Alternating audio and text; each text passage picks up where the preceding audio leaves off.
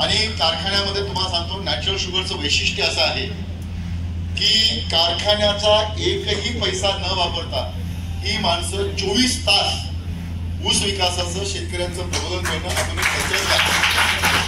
आता कारखान्याच्या मंडळीत काय वापरतात तुम्हा सगळ्यांना कल्पना आहे. तर अतिशय आणि खूप चांगलं मार्गदर्शन म्हणजे माझ्या आयुष्यामध्ये आबा हे मार्गदर्शक आहे की ज्यांनी ऊसाची शेती प्रत्यक्षामध्ये आणि महाराष्ट्रामध्ये त्याचप्रमाणे मध्य प्रदेश असेल, त्याच्यानंतर छत्तीसगड असेल, छत्तीसगडला तर आम्ही बरोबरच गेलो होतो, तर त्या ठिकाणी कर्नाटक असेल, अशा विविध राज्यांमध्ये शेतकऱ्यांना कारखान्याच्या शेती विभागाला मार्गदर्शन करण्याचं काम आबा करतात. आबा या ठिकाणी कालपासून उपस्थित आहे. मला अतिशय आनंद वाटला. मी शेजारी बसलो होतो, मला सुद्धा मोबाईल पाहण्याचा मोह झालाच, पण आबानी मोबाईल आतापर्यंत काढला नाही. अतिशय काळजीपूर्वक पुढे बसून, खरा शेतकरी कोण असतो बघा, म्हणजे पुढे बसून पूर्णपणे म्हणजे स्वतः इतके ज्ञानी आहे सगळीकडे सांगताय, पण स्वतः बसून शिकण्याची आस ही शेवटच्या श्वासापर्यंत जोपर्यंत आहे. ध्येयाचा ध्यास असेल तर श्रमाचा त्रास आणि अभ्यासाचा त्रास जाणवत नाही. याचं मूर्तिमंत उदाहरण म्हणजे आबा आहे. मी आम्हाला विनंती करतो की आपण मार्गदर्शन. नमस्कार. आज या ठिकाणी कालपासून नेटाफेम ड्रिप इरिगेशन या संस्थेच्या माध्यमातून ड्रिप करण्यासाठी आणि त्याचबरोबर सगळ्या साखर कारखान्याचा आजचा ज्वलंत प्रश्न ऊसाची उपलब्धता, ऊसाचं उत्पादन वाढ या विषयावरची कार्यशाळा या ठिकाणी आयोजित केलेली आहे. त्यांचे आयोजक सर्व नेटाफेमची टीम, सोनवणे सर असतील, मामुलकर सर असतील, देशमुख साहेब असतील, या सर्वांचं मी सर्व उपस्थितांच्या वतीनं मी आपल्याला मनपूर्वक हार्दिक तुमचं धन्यवाद देतो, तुमचं स्वागत करतो. कारण की आजचा फार मोठा प्रश्न या ऊसाचा सगळीकडे आहे.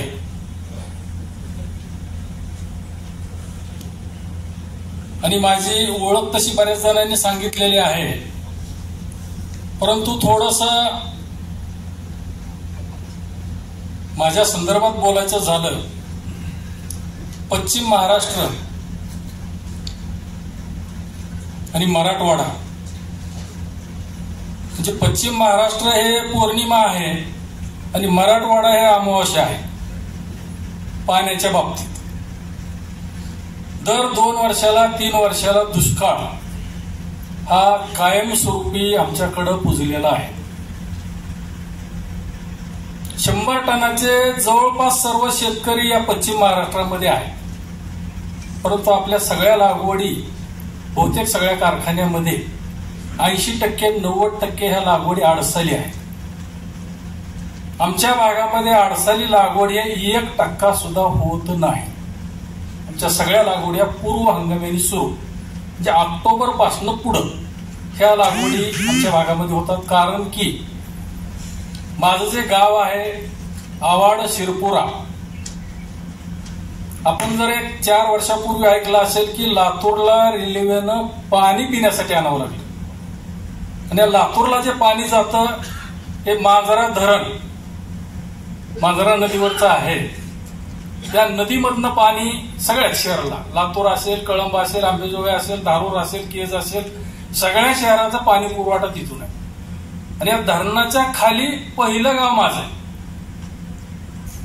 कॅनाल, नदी सगळे शिवारामध्ये आहे. माझं एक गाव नॅचरल शुगरला दरवर्षी 65 ते 70 हजार टन ऊस फक्त एक गाव देत.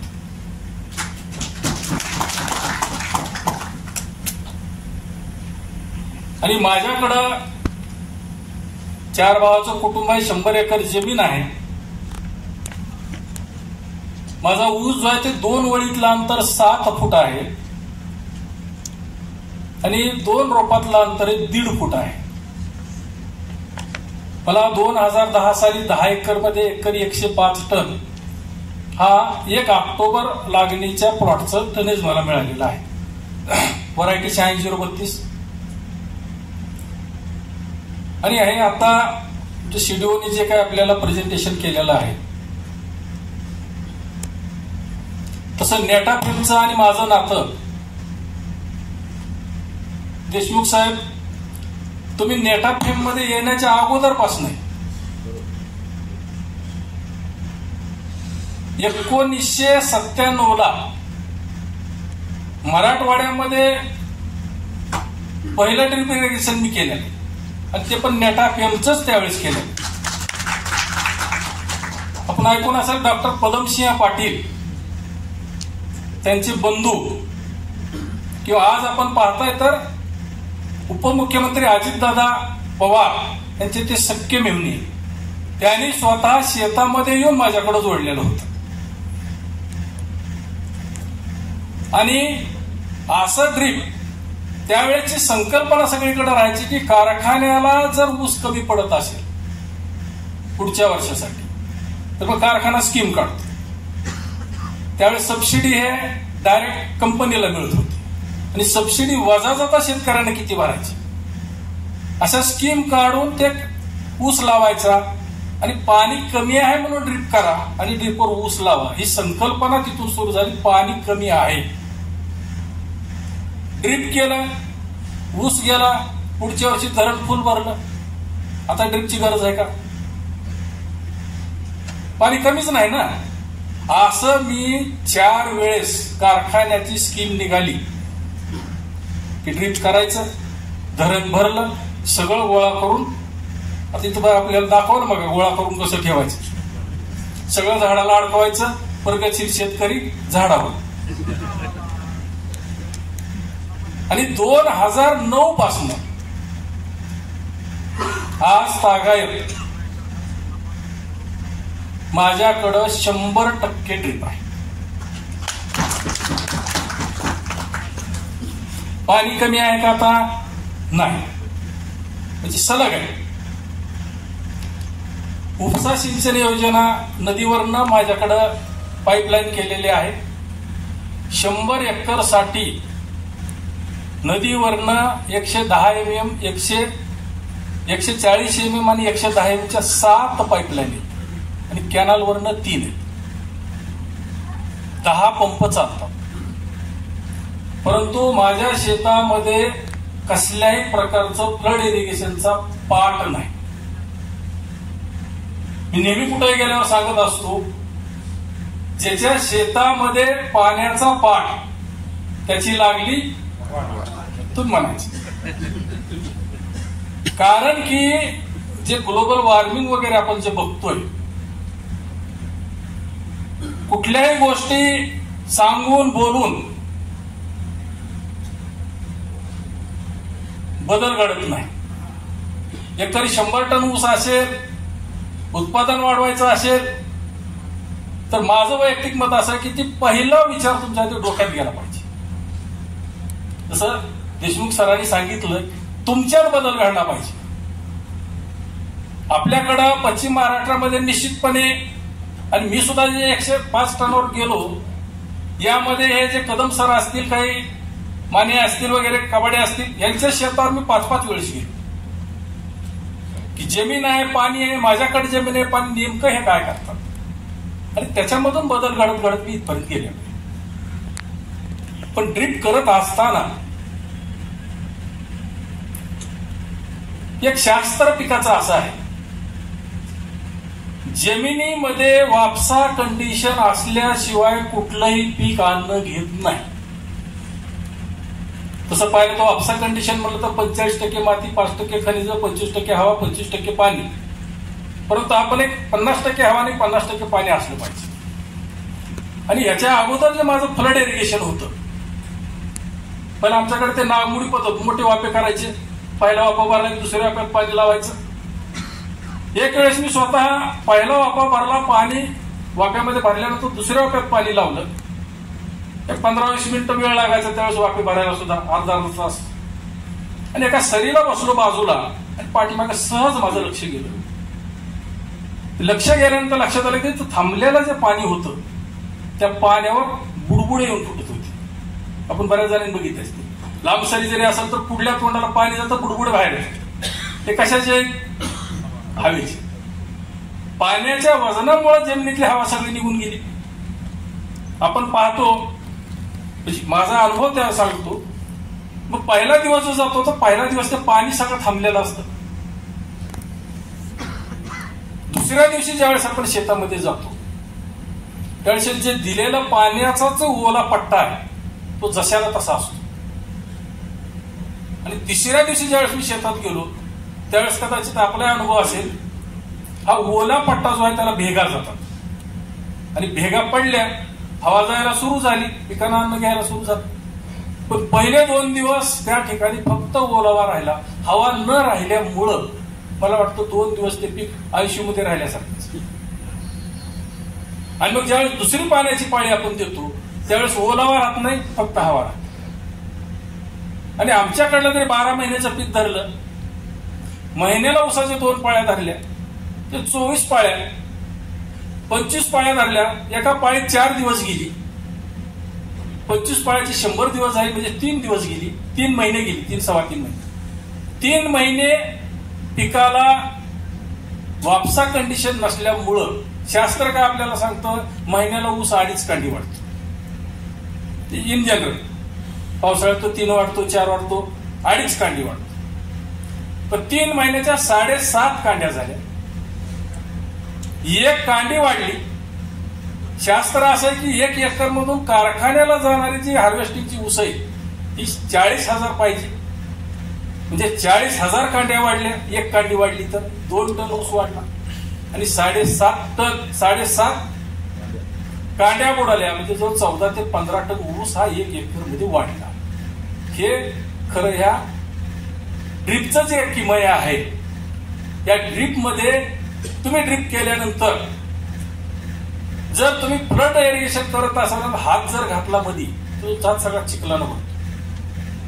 पण तुम्ही ड्रीपचं कितीही उकरा, तुमच्या हाताला कसलाही चिखल लागत नाही. का तर आपण काय म्हणतो, मोकळी ओल, म्हणजे भगऱ्या ओल म्हणतो.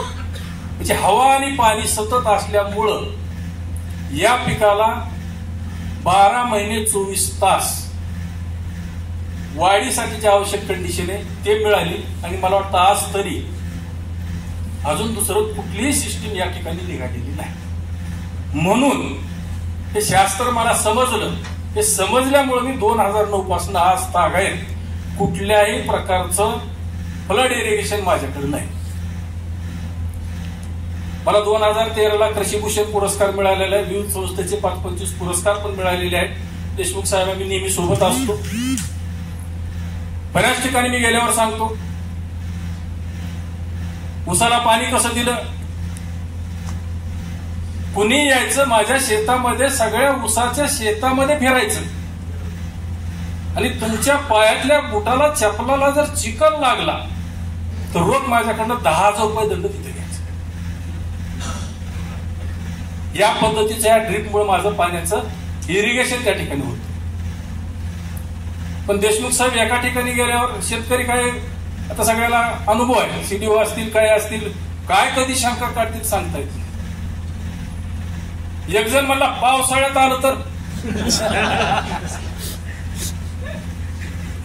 आता प्रश्न काय सरळ आहे का? मी म्हणलं त्याला, जर तो पावसाळ्यात आला आणि माझ्या ऊसाच्या शेतामध्ये फिरला पण तुझ्या बुटाला चपलाला चिखल लागला तर 10 काय नाही म्हणून तुला 20,000 रुपये देतो. पण माझी एक अट आहे. त्याला काय अट आहे? पाऊस चालू असताना तू जायचं, फक्त तू भिजायचं नाही.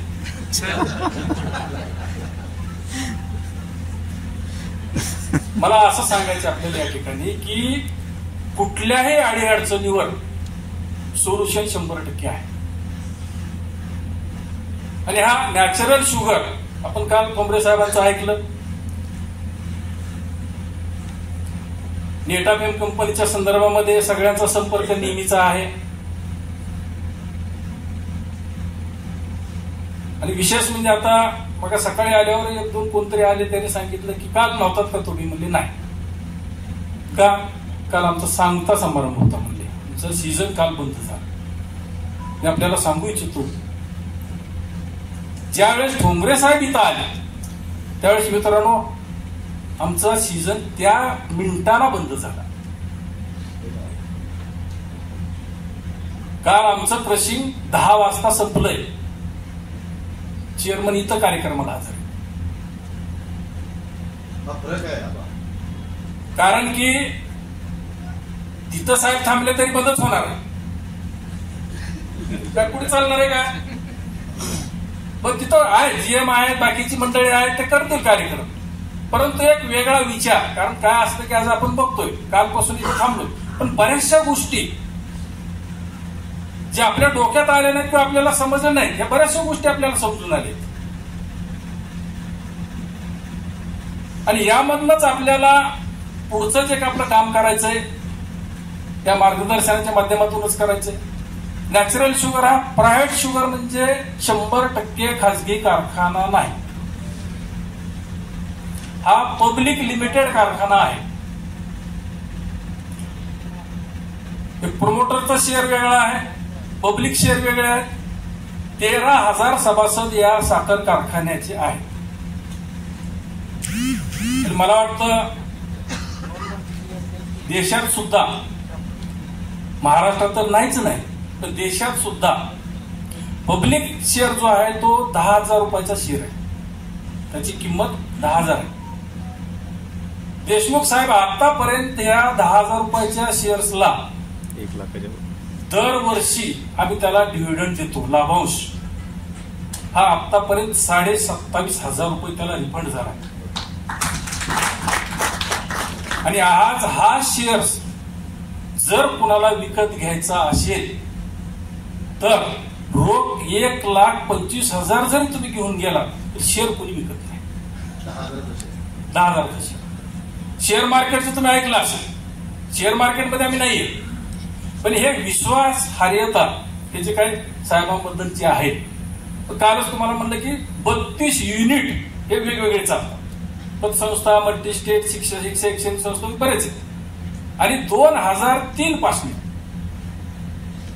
हा ऊस विकासाचा कार्यक्रम कारखान्यामध्ये होतो. सुरुवातीला आपलेच आबासाहेब साळुंके सर होते. आणि 2009ला 2010ला त्या तागात आजपर्यंत माझा 7 फुटावर ऊस आहे. पण एक फरक असा झाला की शेतकरी कुठलाही असेल तो ऐकून बदल करत नाही, त्याला डोळ्याला दिसलं पाहिजे. तसं आज फोटो तुम्ही दाखवले ऊसाचे, जर शेतकऱ्यानं तो ऊस त्याच्या डोळ्यानं बघितला, कारण मराठवाडा विदर्भामधली अशी कंडिशन आहे, तुम्ही कधी गेला तिकडं तर कुणाला विचारा. आम्ही जर म्हणलं का 100 टन ऊस निघाला नाही, आता कदम साहेबाचे युट्यूबवर असतील, फोटो दाखवले आणि त्यांना जर म्हणलं की 1 एकरला 100 टन ऊस निघू शकतो का, एक भ्या बोलत. 100 टन ऊस निघतो हे आमच्या डोक्यातच नाही. आणि मग हे 2010ला जो मला टनेज मिळालं, आज मी तुम्हाला सांगू इच्छितो की पूर्ण साखर कारखान्यामध्ये आमचं दुसरं एक युनिट आहे यवतमाळमध्ये, सगळीकडे देशमुख 5 फूट रुंद सरीच्या आत एकाही शेतकऱ्याचा ऊस नाही अख्ख्या कार्यक्षेत्रात. मी स्वतः 20 वर्ष झाली मी पाचट कधीही जाळलेली नाही. 20 वर्ष झाली. पाठीमागे एक वेळेस शेतकऱ्यांनी पाचट जाळली. साहेबांनी एकच काम केलं, फक्त एकच वेळेस. ज्याने शेतामध्ये पाचट ठेवली त्यांचा सर्वे केला आणि 1 एकरला 500 रुपये त्याला फुकट अनुदान दिलं. त्यावेळेस पासून आतापर्यंत पाचट जाळली नाही, कारण की सभा लावायची म्हणल्यावर अगोदर फुकट पाजवून लागतात.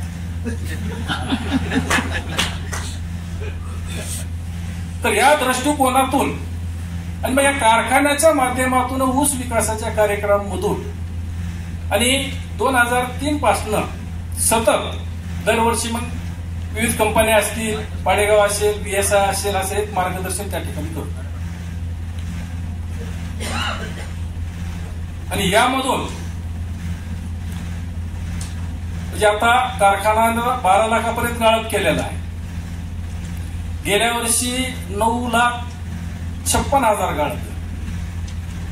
आमच्याकडे दुष्काळ होता. यावर्षी 4,71,000. आता बरेच साखर कारखान्याचे चेअरमन आहेत, शेतकरी अधिकारी आहेत, काही मान्यवर सगळे आपण आलेले आहात. मगाविषयी बोलत झाला. 60-70% कारखाने या फेब्रुवारी एंडला बंद होतात. आणि सगळ्यांना माहिती आहे, एक लक्षात घ्या, जानेवारी महिना सुरू झाल्यापासून मार्च एंड पर्यंत साखर उतारा वाढतो का घटतो? वाढतो. माझ्या माहितीप्रमाणे फेब्रुवारीला कारखाने बंद झालेत. आता अजून 1 महिना पुढे चालायला पाहिजे होता. 0.5 ते 1% साखर कारखान्याचा साखर उतारा बुडाला.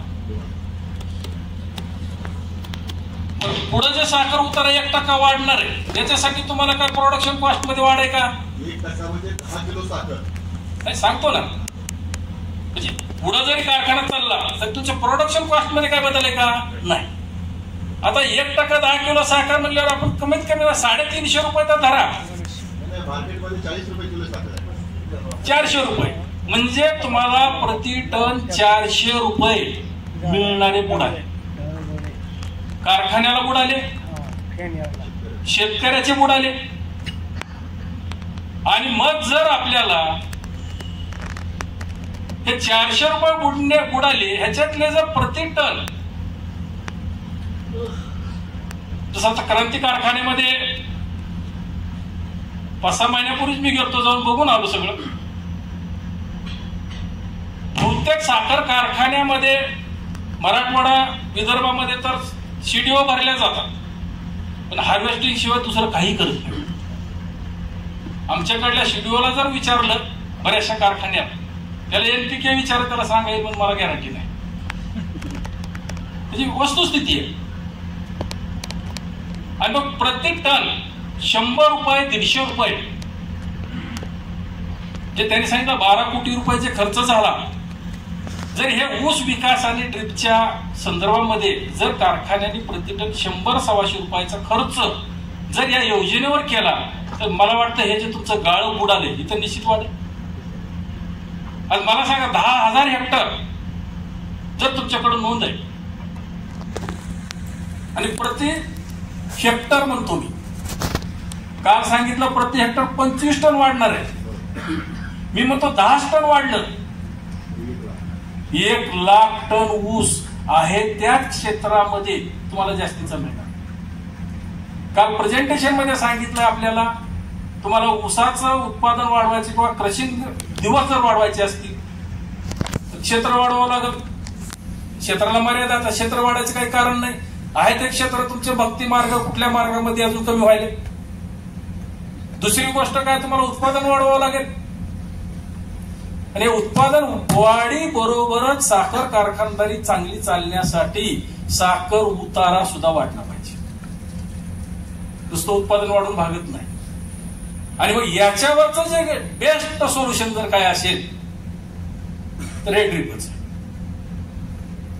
कारण की त्याचं उत्पादन वाढ आणि एक्सेस जे आपण खर्च करतोय, शेतकरी प्रोडक्शन कॉस्टकडे लक्ष करत नाही.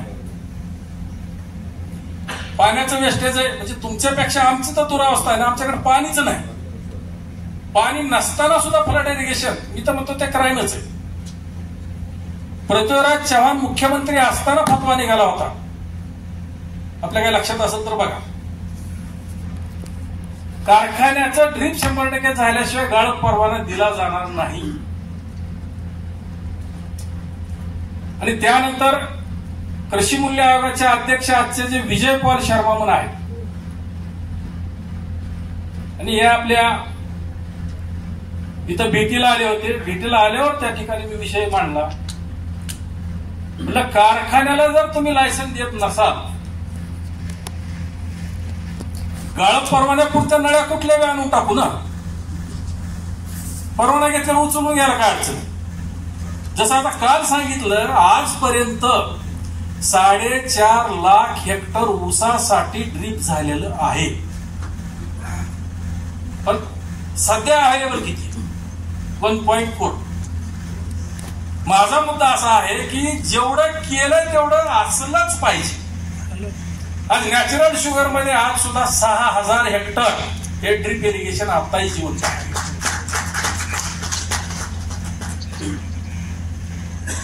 आता यामध्ये वाटतं मोठे साहेब काय होते ते ड्रीपचं त्या सबसिडीच्या संदर्भामध्ये विचित्र अवस्था अशी आहे की सगळीकडून शेतकरी मारला जातो. आता कारखान्याची स्कीम आमच्याकडे जी आहे ते 10% पेमेंट शेतकऱ्यांना भरायचं, 90% लोन देतो ते सांगितलं तुम्हाला. अहो पण त्या 90% लोनचं व्याज भरायचं आहे ना. सरकारनं काय सांगितलं तुम्हाला, हेक्टरला 80,000 रुपये सबसिडी मिळणार आहे. तर कधी मिळणार आहे तुम्ही सांगितलं नाही. आणि अनुभव तुम्हाला सांगतो की हे सबसिडी आताही सध्या माझ्या मतानं 2-2 वर्षाची सबसिडी मिळाली नाही. आणि सबसिडीसाठी जर कोणी शेतकरी गेला, एकच उत्तर, बजेट नाही. बजेट नाही. पाठीमाग माझ्याकडे पॉलिओस आहे, शेडनेट आहे, एक महाराष्ट्र चेंबर ऑफ कॉमर्सची टीम आपल्या पूर्ण महाराष्ट्राच्या शेतामध्ये आहे. ठोंबरे साहेबांनी सांगितलं की 5.5-6 लाखामध्ये ते बसलं, 4 लाखाची सबसिडी मिळाली, 2 लाखामध्ये शेडनेट उभं राहिलं. आता व्यापारी मंडळ वा वा वा वा, शेतकऱ्यासाठी किती सुविधा आहेत. पण तो 2 लाखात एवढं मोठं झालं. साहेब म्हणलं आम्ही 8-9 लाख रुपये कर्ज काढले, 10% म्हणलं तर 90,000 व्याज झालं. सबसिडी मिळायला 3 वर्ष गेल्यावर किती पैसे गेले? 2,70,000 रुपये व्याजात गेले. तुम्ही 4 लाख सबसिडी दिली, मला किती मिळाले? 1,30,000. सरकार म्हणतं कोणाला? शेतकऱ्याला सबसिडी दिली. जगलं कोण? बँक. चुकीचं वाटतं का तुम्हाला? बँक जगली. पण त्याला म्हणलं एक शेतकरी म्हणून माझं एक सोल्युशन आहे. आपल्याला पटलं, कारण ही या ठिकाणी आपण सर्व मान्यवर मंडळी आहे. बऱ्याचशा गोष्टी न बोलल्यामुळं घडत नाही. कालपासून चर्चाच करतोय ना. मला काय वाटतं ते सांगतो. तुम्हाला पटलं तर हे तुम्ही बोलत राहा. शेतकऱ्याची कुठलीही सबसिडी असेल तर यासाठी बोललं पाहिजे. मी काय म्हणलं त्यांना, समजा ठिबक आहे 1 हेक्टर तुम्ही केलं, 80,000 रुपये सबसिडी कारखाना शासन देणार, हे फिक्स आहे का नाही? आता आपण 90% कर्ज घेतलंय. आता 1,20,000 तुमचा प्रति हेक्टरचा खर्च आहे. समजा मी 1 लाख रुपये कर्ज घेतलं. पण माझं असं म्हणणं आहे की शासनाचे 80,000 येणार आहे. शासनानं असा GR काढावा, शासनाचे जे 80,000 आहे त्याचं अकाउंट वेगळं काढावं, आणि राहिलेले 20,000 मला परतफेड करायचंय, त्या 20,000चं अकाउंट वेगळं करावं. विचार करा, पैसे शासनाचे, पैसे शासन देणार आहे, त्याच्याकडे बजेट नाही, त्याच्या पैशाचे व्याज मी का भरू? काय समज आपण पैसे भरायचा? अहो एक गोष्ट लक्षात घ्या, जिथं शासनाच्या स्कीम असतात, कुठला वेतन आयोग असेल, महागाई भत्ता असेल, काय असेल, W टिंब, E टिंब, F टिंब विथ इफेक्टिव्ह फ्रॉम महागाईला 1 वर्षापासून असतं का नाही बघा ना. पण मला सांगा, त्याला आज जाहीर करून मागाल्या वर्षीपासून पैसे द्यायला, आणि मी आज ठिबक करून मला 2 वर्ष पुढे पैसे आम्ही भारतात राहत नाही का? शेतकऱ्यांनी उठाव केला पाहिजे. त्याच्यासाठीच म्हणालोय. कारण की मी स्वतः स्पष्ट वक्ता आहे. मी आजपर्यंत 700-800 कार्यक्रम केले, पण मी कमर्शियल वक्ता नाही. एखाद्यानं फोन केला, आमच्याकडे कार्यक्रम आहे, मानधन किती देता, अजून मी कोणाला कधी विचारलं नाही. काही ठिकाणी मी खिशातल्या पैशाला जाऊन मागतो. आणि नेहमी गेल्यावर मी एक सांगतो, आज जी तुमच्या समोर मी बोलतोय, खरं का खोटं माझ्या शेतात येऊन बघायचं, माझं ऊसाचं पीक तुम्हाला खरं का खोटं सांगणार. इथं आलेल्यापैकी कुणी माझ्या शेतावर आलेले आहेत का? आता आले त्यांना विचारा खरं का खोटं. विषय कसा आहे की युट्यूब असेल, माध्यम असतील, काही असेल, शेतकऱ्याला जास्त फसवतो. रिअल कंडिशन आहे, तुम्ही बघा. आणि आतापर्यंत कुठलीही माझी भाषणं ऐका, मी कधीही कुठल्या कंपनीचं हे वापरा म्हणून सांगितलेलं नाही.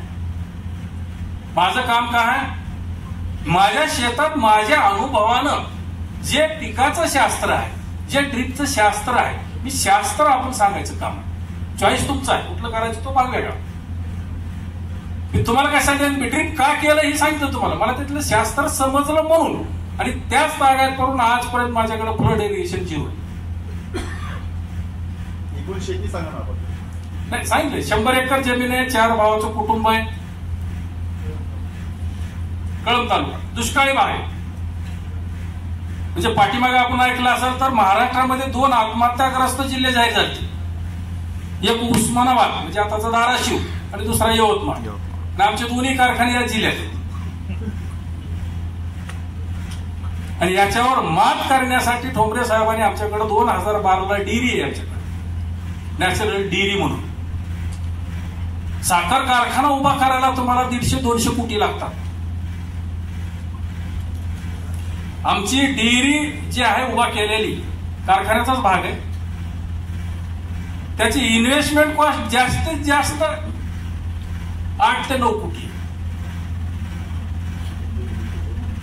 सगळा खर्च किती आहे? 9 कोटी आहे. मित्रांनो, मी तुम्हाला सांगतो, मराठवाड्यात दूध विक्रीच्या पुढं कुणीही गेलं नाही, कुठलीही डेअरी पुन्हा चालली नाही. पण या नॅचरल शुगर मध्ये सगळे बाय प्रॉडक्ट आहेत टोटल. आणि आज रोजी तुम्हाला मी या ठिकाणी सांगतो की या डेअरीचा दरवर्षीचा नेट प्रॉफिट हा 7 ते 8 कोटी. म्हणजे जेवढे पैसे घातले तेवढे दरवर्षी निघतात. आणि यामध्ये सुद्धा आम्ही दरवर्षी ऊस उत्पादकाला, संकलकाला, त्याला सुद्धा बोनस देतो. पतसंस्था मल्टी स्टेट आहे, उभा राहिल्यापासून आज तागायत 15% लाभांश हा कंटिन्यू चालू आहे.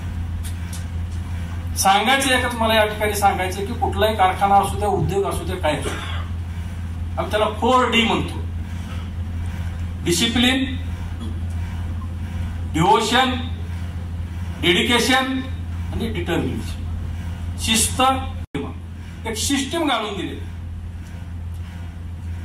कुठल्याही व्यक्तीवर कुठलंही युनिट चाललं नाही पाहिजे, साहेबांचं ध्येय धोरण. सिस्टीमवर ते युनिट चाललं, व्यक्तीवर चाललं तर व्यक्तीच्या माघारी सगळं कोलॅप्स होतं. पण जर सिस्टीम आपण तो उभा केली तर सिस्टीम हे इतके स्ट्रॉंग असते का, कुणी येऊ द्या कुणी जाऊ द्या, काही फरक पडतो. आणि पतसंस्थेचा 10 वर्ष झालं चेअरमन आहे. पतसंस्था छोटीच आहे, 50 कोटीच्या ठेवी आहे.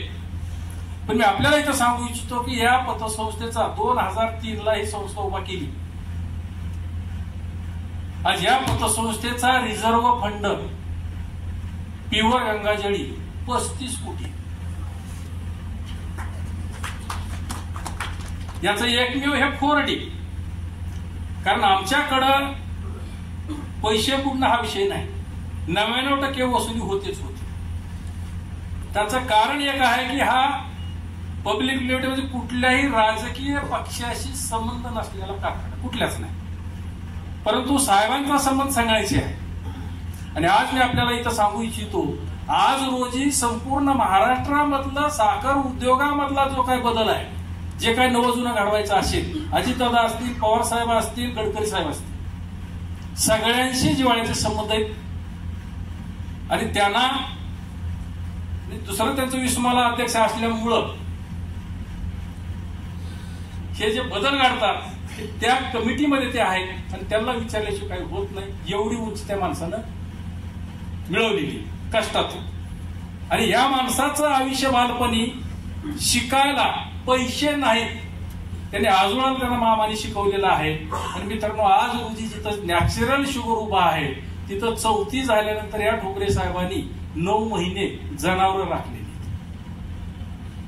म्हणजे सांगायचं मला त्या परिस्थितीतून त्या पुढे आलेले. कारण बऱ्याच वेळेस आपल्याकडे असते त्याला काय बाबा त्याला भरपूर आहे असं नाही. एकच आहे. काल आपल्याला जे देशमुख साहेबांनी सांगितलं की तुमचं काय करायचं ठरलं पाहिजे. आणि मग मला थोडासा एक संचालक म्हणून मला असं आपल्याला वाटतं या ठिकाणी की सगळे जे काय आपण आहेत, कारण मला वाटतं एक पहिली वेळ असावी की फेब्रुवारी एंडला एवढे कारखाने बंद होतात. आणि शोकांतिका म्हणण्यापेक्षा आज रोजी पहिला नगर जिल्हा 1 नंबरला होता, आज सगळ्या महाराष्ट्रामध्ये 1 नंबरला सोलापूर आहे. 2.5 लाख हेक्टर लागवड आहे, कारखाने 42 आहेत. आणि त्याच्या उलट मराठवाड्यात सुद्धा या उस्मानाबाद जिल्ह्यात, धाराशिव जिल्ह्यामध्ये मित्रांनो तुम्हाला सांगतो, एक नदी नाही, एक धरण नाही, काहीच नाही. आणि मराठवाड्यात सगळ्यात जास्त साखर कारखाने धाराशिवमध्ये 14 जॅगरीचे प्लॅन्ट आहेत, गुळ पावडर 1200-1500 कॅपॅसिटीचे, आणि 15 सहकारी साखर कारखाने. म्हणजे ऊसाच्या बाबतीत एवढं डेव्हलप झालेलं आहे. आणि मग आपल्याला जर आणि कारखान्यामध्ये जर आपण पाहिलं तर आतापर्यंत आपण ऐकलेलं आहे कमीत कमी 150 दिवस जर कारखाना चालला तरच कारखान्याची आर्थिक व्यवस्था व्यवस्थित चालू शकते. आज आपण आलोय 100 दिवसावर, 110 दिवसावर. आपल्याला जो 1.5 महिना म्हणजे मार्च एंड पर्यंत जर कारखाने चालवायचे असतील तर मित्रांनो आपल्याला सगळ्यांना, तुम्हाला आहे, मला आहे, हा आपल्याला क्षेत्र तेच आहे. आणि ऊसाची उत्पादन क्षमता कदम सरांनी 137 काढली, पण VSIच्या बुकलेट मधलं मी सांगतो वाचल्यानं, ऊसाची उत्पादन क्षमता कदाचित आपण बघितलं असेल तसं मला माहित नाही, पण त्याला वाचलेला सांगतो, या ऊसाची उत्पादन क्षमता प्रति हेक्टर मामुलकर साहेब 650 टन आहे. आणि एकरचा हिशोब केला तर 260 टन. म्हणजे या पिकाची उत्पादन क्षमता किती आहे? 260. 150 टन काढला, आता 137 म्हणजे 50% गेलो आपण. आमच्याकडनं तर 20% धरायचे. कारण 2 गोष्टी आहेत. ज्यावेळेस आपण एखाद्या पिकाचं उत्पादन वाढवायचं ठरवतो त्यावेळेस त्या पिकाची क्षमता पाहिजे. पिकामध्ये क्षमता आहे, पण कमी कुठं पडतो? पहिला मुद्दा सगळ्याकडे जर आपण पाहिला असेल तर आज रोजी सगळ्याच्या जमिनीची फर्टिलिटी जर माती परीक्षण केलं तर तुमचा ऑर्गॅनिक कार्बन 0.3, 0.4, पीएच बऱ्याच ठिकाणी 8, 8.5 झालेला आहे. आपल्याला 6.5, 7.5 पाहिजे. आणि खतं जे आपण टाकतोय, बऱ्याचशा शेतकऱ्यामध्ये रासायनिक खतं कितीही टाकली जातात, परंतु ऊस शेतीमध्ये उत्पादन वाढवायच्या दृष्टिकोनातून आपल्याला सेंद्रिय, रासायनिक आणि जैविक या तिन्ही प्रकारानं जर आपण त्याच्यामध्ये वापर केला तरच आपल्याला उत्पादन त्या ठिकाणी वाढणार. आणि मग आपल्या कारखानदारी मधला जो पहिला मुद्दा मला वाटतं या ठिकाणी की आपल्याला जमिनीची फर्टिलिटी जे आपल्या कारखान्यामध्ये जे काय असेल त्याचा 2च मुद्दे, पाचट ठेवणे हा सगळ्यात महत्वाचा मुद्दा आहे. एवढं तर आपण कारखान्यामध्ये निश्चित करू शकतो. पाचट जाळणाऱ्यासाठी आपण काही त्याला वेगळं काय करता येईल का? आता तुम्ही म्हणता काय करायचं? काय करायचं नाही, सोपं काम. ज्यांना पाचट जाळी त्याची यादी करा, आणि ज्यांनी पाचट ठेवली त्यांचं ऊसाचा गाळप झाल्यावर पुन्हा त्याचा गाळप, त्याला 15 दिवस उशीर करा ना. काय फरक पडला?